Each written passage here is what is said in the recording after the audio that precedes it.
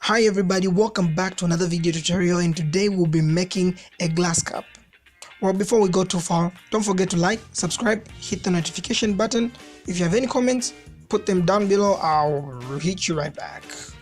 Okay, so what we're going to start with is we are here, create. We come down to spline, draw. So imagine if you had a cup and then you cut it in half, more like this, and then you want to draw one half of that cut cup. So I'll start my line from here. I come somewhere here. Remember, you can zoom in to see whatever you're doing. Alternate, hold alternate to move. Okay, so this happens if you just reach and click somewhere far, because this is a spline, so it will try to make curves on its own. So what I figured is you put one right close to the other like that, and then you zoom out, hold out, need to move around and create another point there. So here I'm about to make another corner. I'll zoom in, create one point close, I'll create another one here, and I'll put another one there. Then we're going back down. Okay, zoom out, and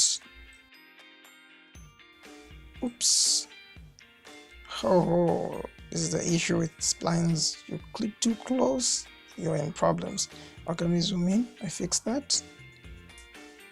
Okay, back, make another one here.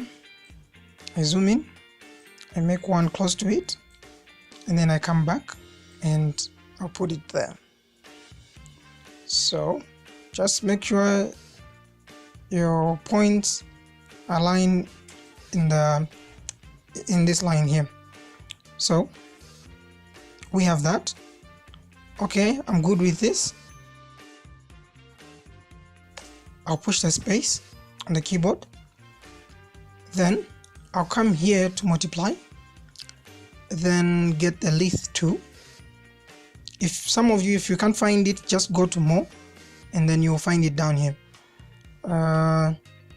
Put your mouse on the top view, then push the N key on the keyboard, and then we have that. So you can increase the number of sides. It depends with how fast your machine can run. If you want a high poly object, you can use all that, but I think I'm fine with 24. I'll cancel that. Push space on the keyboard. As you can notice, it doesn't look very well. So what's happening is the polygons are actually facing inside.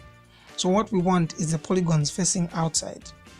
So what we're going to do is we'll push the F key on the keyboard, and then the polygons are actually facing outside. An alternative way of doing that, if let's say our polygons are like that, you can come to surface editor and then make your surface, while selecting that, make your surface double-sided. If you click that, you will have that. But for now, I think flipping them is just fine. I'll flip them. And okay, it's a bit too big. I don't like the way it looks like. So what I'll do is I'll go to modify, and I'll go to the stretch to H on the keyboard, hold down Control, and then move your mouse diagonal.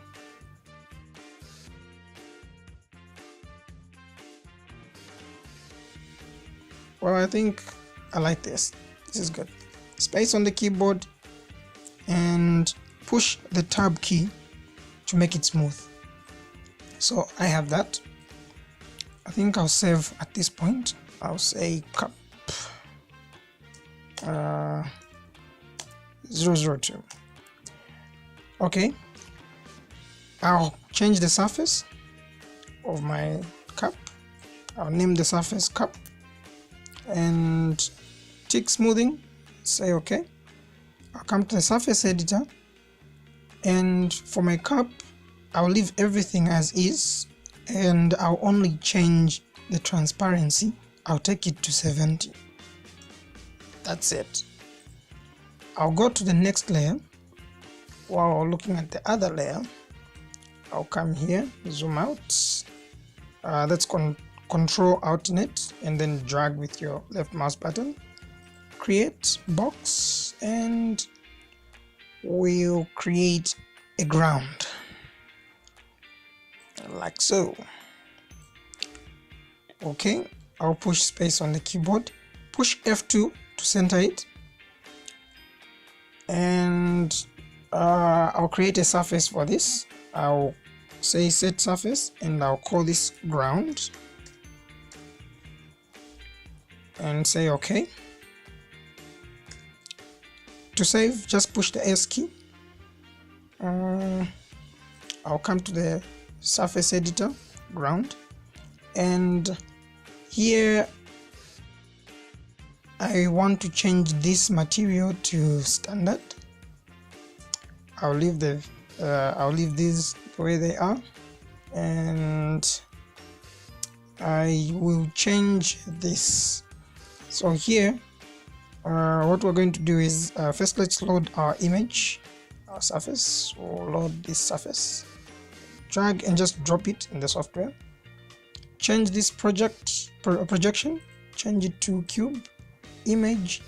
We'll add our seamless texture. So what I'll do is I'll say automatic sizing. Well, it's kind of a bit too big surface, so I'll change this to 10 meters, leave that as is, and I'll change this one as well to 10 meters. Save. Okay, I think we're good to go to layout. Send our object to layout. Okay, so as you can see, everything is just way too big. We will need to change our grid square. So push D on the keyboard and just make that 1 meter, as you can see. So right now we can't see our cap because it's transparent. So what we'll do is we'll change this here, texture shaded, we'll change it into wireframe so that we can see what we're dealing with. I'll push F4 on the keyboard to have two views. I'll zoom out from this side, look for my camera, just select it like that and drag it close. Okay, so at this point I want to be seeing what my camera is seeing. Okay, still this side, I also change it to wireframe. Okay, so what I want is my camera to be up, so hold your right mouse button and drag, and then I want it to rotate now. Okay, I think I should move it a bit closer. Okay, just use your left mouse button and move forward. Push Y on the keyboard to rotate, and then we'll rotate it like that. T again, let's move it, or move it up using the right mouse button and the left to move it forward. Okay.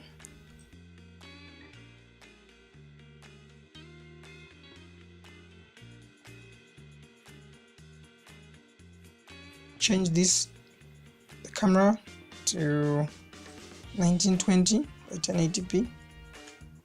Change that, then teleasing to 3 and 6, and well, let's see what we're dealing with here.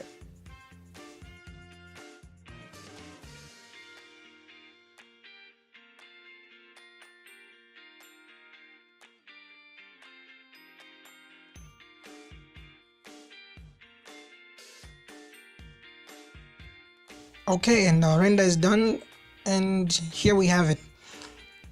Okay, so for everybody looking for the texture, the image, I'll upload it on my Facebook page.